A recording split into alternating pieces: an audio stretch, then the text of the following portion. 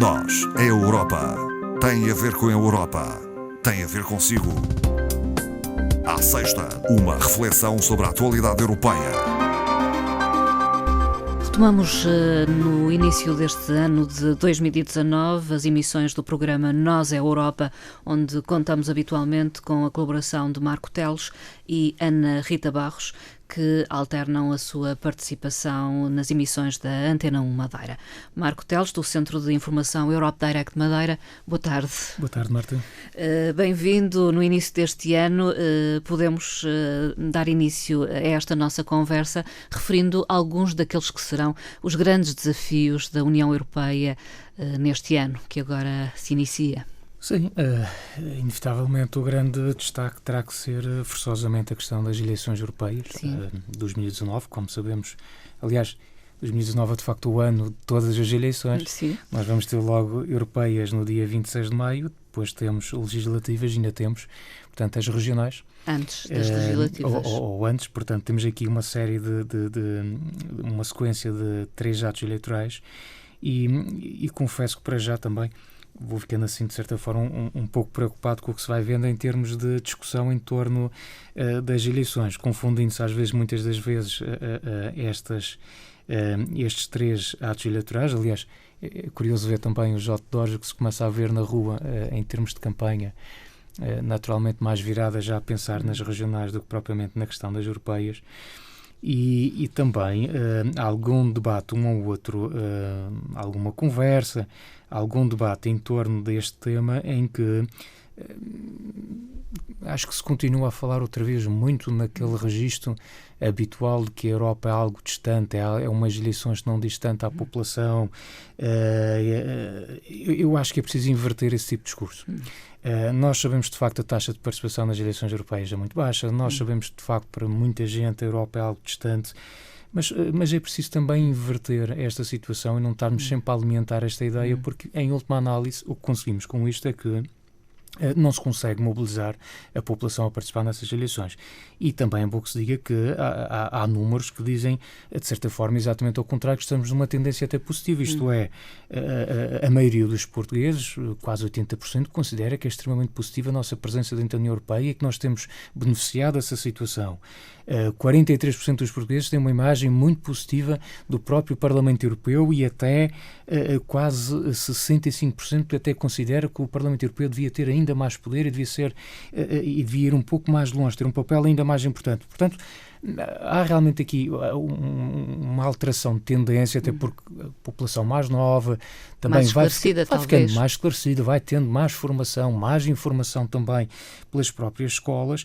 E, portanto, eu acho que, de facto, quando os políticos entrarem mais em cena, digamos assim, para a questão das eleições, tem que pensar, tem aqui um dever muito grande e uma enorme responsabilidade de promover um debate sério, esclarecedor, pedagógico, que seja realmente capaz de mobilizar as populações a participar neste ato eleitoral. E isso passa muito por ter também candidatos que estejam devidamente habilitados, que sejam capazes de explicar o que é o projeto europeu, explicar a importância que o projeto europeu tem para um país como o nosso, porque é esta informação que nós precisamos, não é? Portanto, as pessoas precisam de perceber o que é que estes candidatos vão fazer no Parlamento Europeu, que papel tem a própria instituição.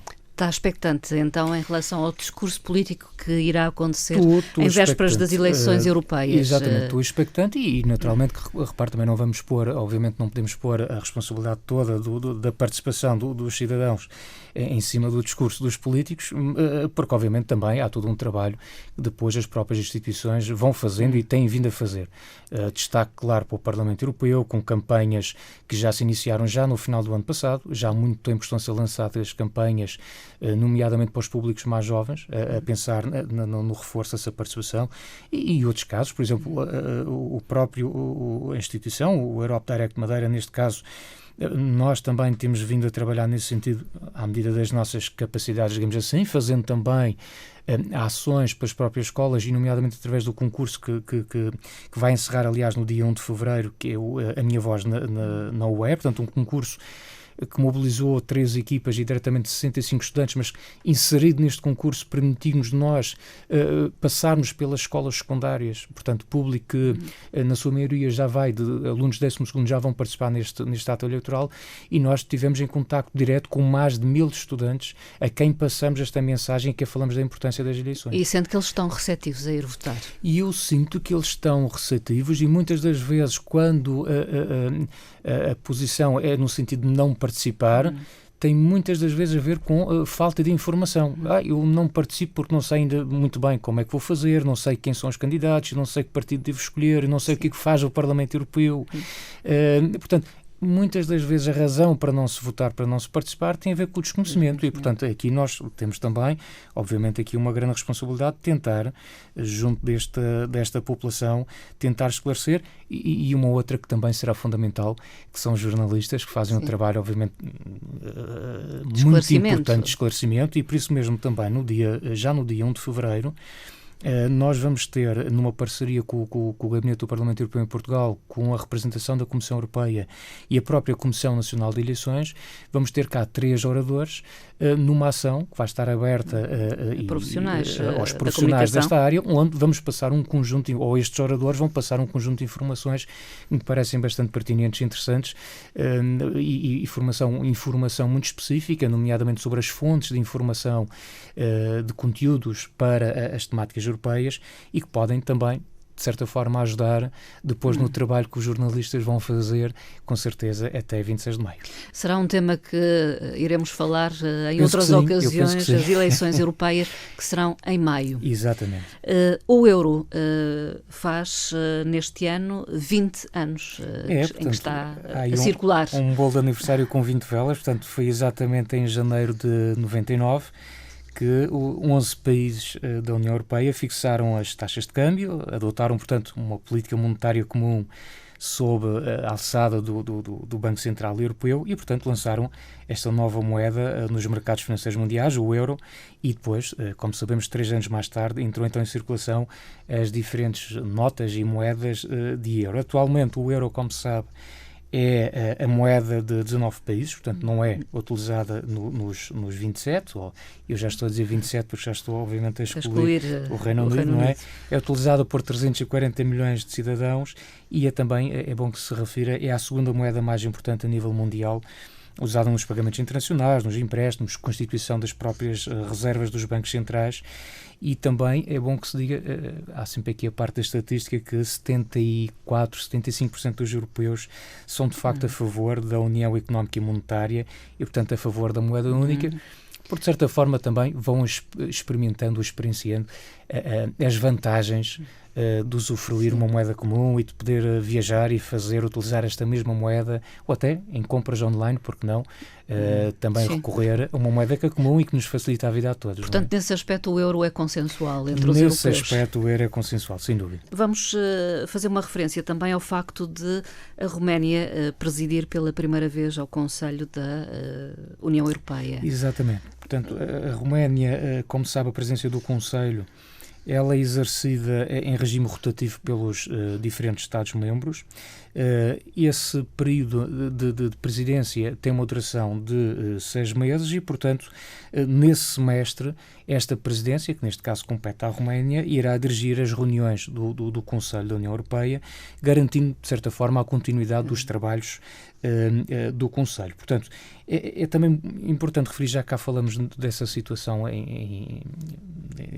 no ano passado, noutras ocasiões, que os Estados-membros exercem esta presidência em articulação direta com mais 2 Estados-membros, formando, portanto, no fundo, aquele conjunto que nós chamamos do trio.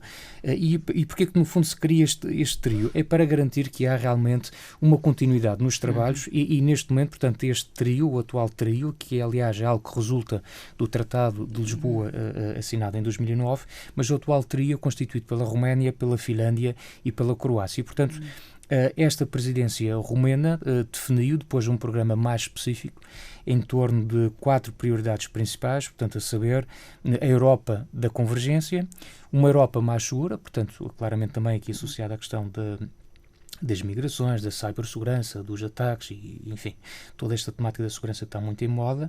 A Europa como um forte interveniente à escala mundial, que também ganha cada vez mais sentido atendendo à nova realidade mundial, e como quarto tema prioritário, a Europa dos valores comuns, porque também, de alguma forma, é isto que nos distingue de outras regiões e de outras áreas do globo. Roménia que exerce pela primeira vez a presidência esta é a primeira da União vez Europeia. e, aliás, é uma presidência que, sendo exercida pela primeira vez, tem, de facto, grandes desafios pela frente. O primeiro, desde logo, a questão do Brexit. A Roménia também passa por tempos conturbados, a não é alguma Roménia, contestação que também, do governo? a nível interno, passa por uma situação bastante delicada. E essa situação delicada a nível interno tem, inclusivamente, levado a alguns conflitos nas relações com a própria União Europeia. Portanto, de certa forma, até pode ser que esta presidência ajude, de certa forma, a amenizar aqui o clima e as situações menos agradáveis que se têm verificado ao nível da Roménia. E depois, há aqui também um desafio muito interessante que a Roménia tem pela frente, que será a cimeira que irá organizar em Sibiu, portanto já está anunciada há imenso tempo. No dia 9 de maio, que é uma cimeira onde o foco vai estar precisamente no futuro da Europa. Aliás, nós já tínhamos falado cá, Marta, no ano passado sobre esta situação, até de uma consulta pública que ia ter a duração de um ano aos cidadãos europeus sobre o futuro da Europa, que caminho seguir, com orientações para o futuro e, portanto, os resultados desta grande consulta popular também serão conhecidos em detalhe nesta altura, neste dia da Europa, a 9 de maio. E nessa data o Reino Unido terá mesmo saído da União Europeia? E nessa data, como nós sabemos, 29 de março é a red line para a saída do Reino Unido da União Europeia, portanto, recordamos em consequência do referendo de 23 de junho de 2016, isto parecendo que não, já vai há algum tempo esta questão do referendo, em consequência a ativação do famoso artigo 50 do Tratado de Lisboa, e portanto o que nós sabemos agora neste momento é que iniciaram-se os trabalhos no Parlamento britânico. Vamos ter discussões, iniciaram-se esta quarta-feira, esta semana, portanto são 5 dias de debate. E, portanto, no dia 15 de janeiro, na próxima semana, na próxima terça-feira, iremos ter o resultado desse debate e iremos saber se, de facto, há consenso ou não entre os parlamentares no sentido de aprovar aquele acordo que foi proposto pela União Europeia. O que parece é que Theresa May está, dia após dia, cada vez mais isolada portanto, mais isolada e com menos capacidade negocial. E, portanto... Daí também um pouco a minha pergunta. Será que o Reino Unido terá saído mesmo da União Europeia em maio? Eu penso que isso será inevitável. O que está realmente aqui em causa é a situação de haver acordo ou sair sem acordo. Portanto, seria a tal saída que se diz... Dura, saída desordenada, confusa, sem período de transferência, um período... ou seja, aquela saída que, no fundo, não interessa a ninguém. Não interessa aos restantes membros da União Europeia, não interessa sobretudo ao Reino Unido e isto leva também a pensar num aspecto que tem sido discutido sobretudo neste arranque de 2019, é uma discussão que tem vindo muito a público, tem a ver com a necessidade de se criarem planos de contingência. E nós estamos a falar aqui especificamente para o Reino Unido, porque esses problemas lá eles estarão, e aliás já estão a pensar numa série de situações relacionadas com a possibilidade de saída sem acordo, mas os restantes Estados-membros têm que também criar os seus planos de contingência. Portanto, o que nós sabemos, aliás, o próprio Governo da República foi de certa forma acusado de não apresentar, a esta altura, de ainda não apresentar medidas concretas para fazer face à eventual saída sem qualquer tipo de acordo, e o que sabemos é que, de facto, há um conjunto de países que estão muito mais avançados nesta matéria, que já tornaram públicos há imenso tempo os seus planos de contingência, que já estão a reforçar, por exemplo, os seus recursos humanos no que toca às zonas de fronteira, de controle aduaneiro, porque será inevitável e vão precisar de mais pessoas nessas áreas. Países onde, por exemplo, já há planos específicos no que toca a apoio às empresas que, na sua base de exportação, têm, sobretudo, o Reino Unido como país destinatário. Sim. Ao principal país de negociação e, portanto, será importante que nós também, em tempo útil, porque, enfim, o 29 de março está aí já ao virar da esquina, não é?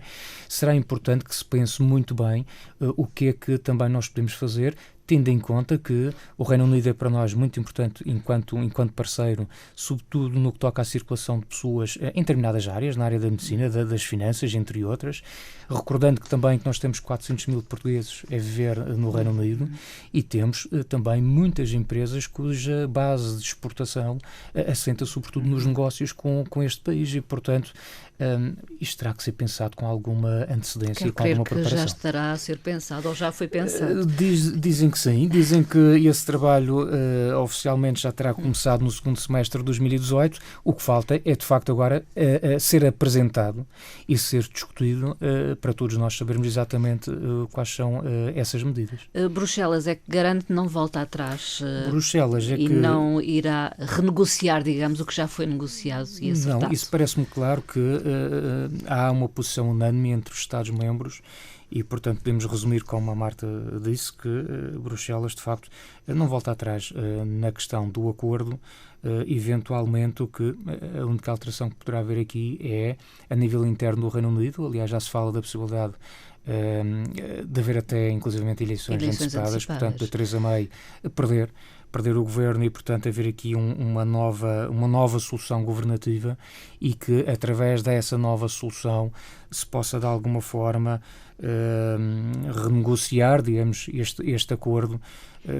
A grande questão é a fronteira com a Irlanda. Continua a ser essa a grande questão de divergência. Uma das grandes questões de divergência continua a ser o problema da fronteira terrestre com a República da Irlanda. Portanto, este é um problema que desde logo ficou claro quando se falava do Brexit já há bastante tempo, que havia aqui várias situações, que era o cheque, a fatura que o Reino Unido teria que pagar, a questão dos direitos dos ingleses a viver nos Estados-membros e dos restantes europeus a viver no Reino Unido e a questão da fronteira terrestre com a Irlanda, e de facto foram sobretudo estes três grandes problemas que tiveram sempre em cima da mesa e continua esta situação da fronteira com a Irlanda. Vamos aguardar então novos Vamos aguardar com paciência na próxima semana.